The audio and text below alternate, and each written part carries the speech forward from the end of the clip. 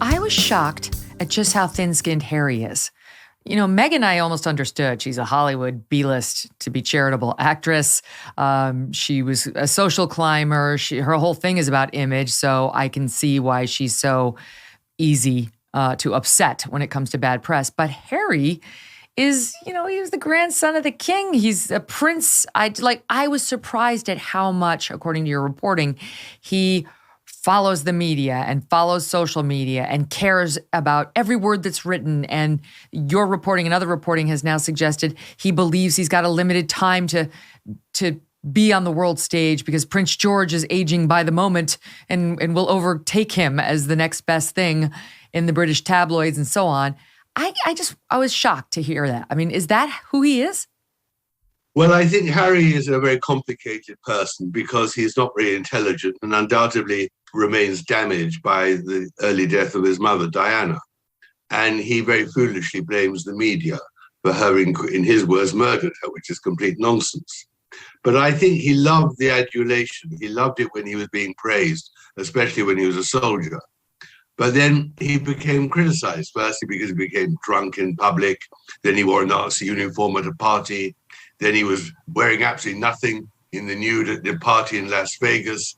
And he couldn't cope with the criticism because in his view, he is a target. And it didn't help that his telephones were hacked by News International, Rupert Murdoch's group here in London. And so he became hypersensitive and blamed the media for the crashes of his relationships, never thinking that they could have something to do with himself. So he's a very complicated, depressed, unintelligent man who is seeking a role and has got really nobody on whom he could rely, which is in the end where Meghan stepped in. I mean, a needy man met a woman who could help him with his needs. I had always looked at it more as, she landed this prince. That's what she was out for. We know that she was hunting for someone of wealth, of notoriety in Great Britain, and she landed, the biggest you could land. But it worked the other way too. He was feeling irrelevant. She comes along. She's a, somewhat well-known person, or at least that was his impression. And she's mixed race. She could elevate his star as well. It worked both ways. Well, you're absolutely right. I mean, what I discovered was, of course, that she was hunting for a man in England from 2013 onwards, when her marriage had crashed and she couldn't find anyone in Canada at the time. And she wanted wealth and she wanted fame. And there's no doubt she targeted Harry and found someone who was a childhood friend of his who could introduce them.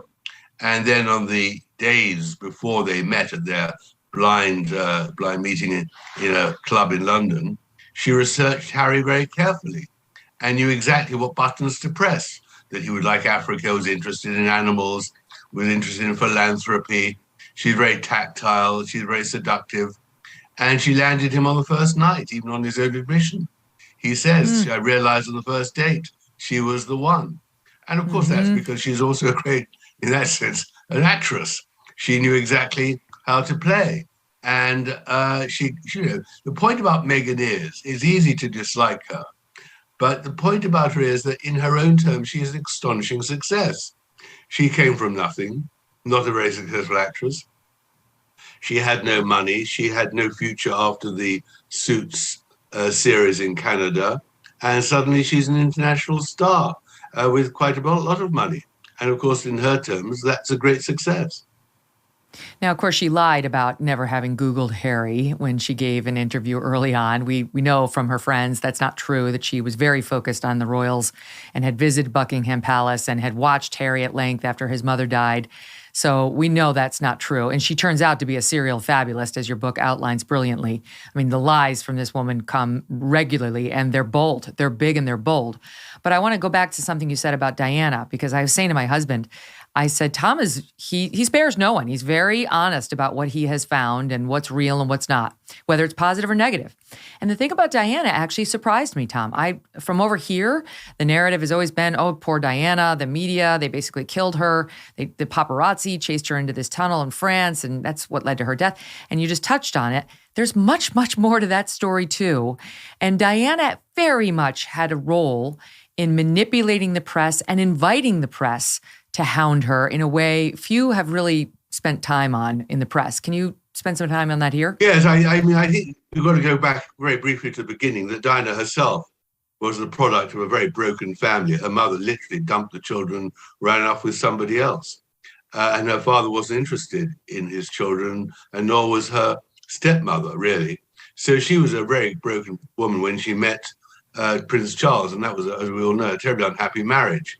But she then became glamorous. She suddenly discovered her fame because she was very beautiful and very charming, and she loved the attention. And she obviously spotted particular journalists who not only attracted her, but would do what she wanted. And that was, of course, Andrew Morton in the writing of that amazing book, and then Richard Kay of the Mail, Daily Mail in London, and also the famous BBC interview. And she fluttered her eyelids.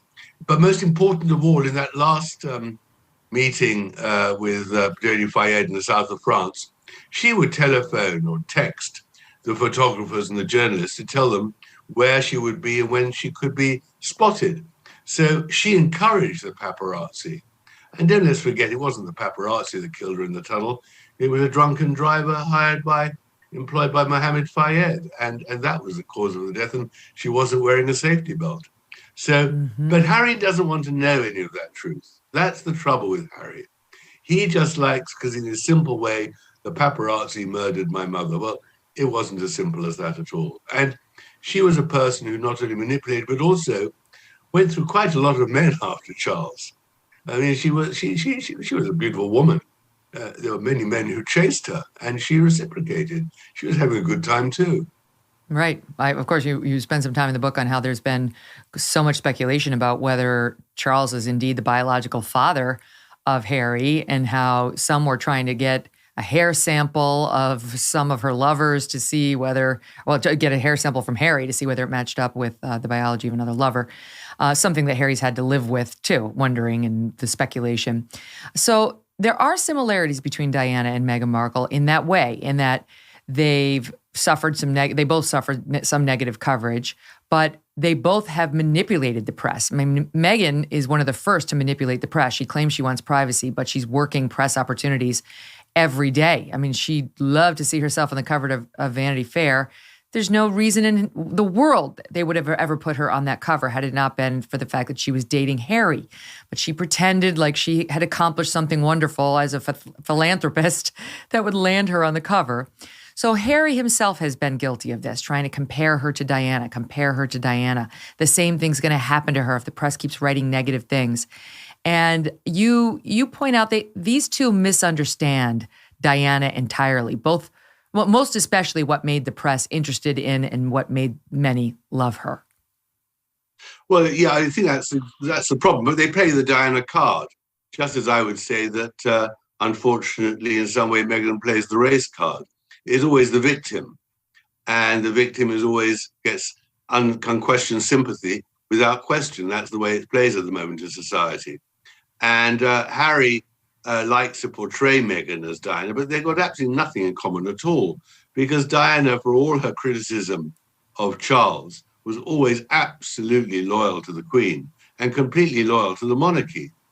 And although obviously she thought about herself in terms of her life, she would never put herself above the monarchy, which, of course, was the downfall of Meghan in Britain, that she wanted to be number one.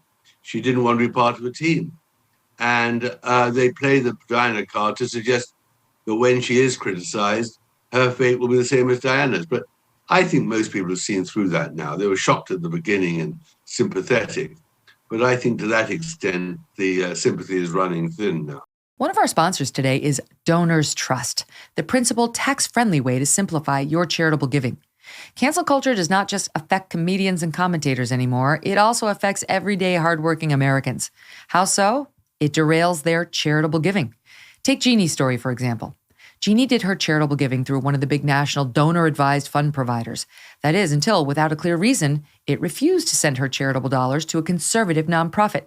She shares her story this way. I'm a conservative. I believe America is great despite her imperfections, and that capitalism brings great good to society rather than government. Earlier this year, I requested another gift from my donor-advised fund, and it was rejected. Jeannie wanted a donor-advised fund that shares her conservative principles, and she found it in Donors Trust, the oldest and largest donor-advised fund committed to limited government, personal responsibility, and free enterprise. Do you want a principled partner helping you support causes close to your heart? If so, consider opening a donor-advised fund with Donors Trust. For more info on how Donors Trust can help you with your charitable giving, visit donorstrust.org/MK, and they will give you a free copy of their donor prospectus. That's DONORS Trust, donorstrust.org/MK.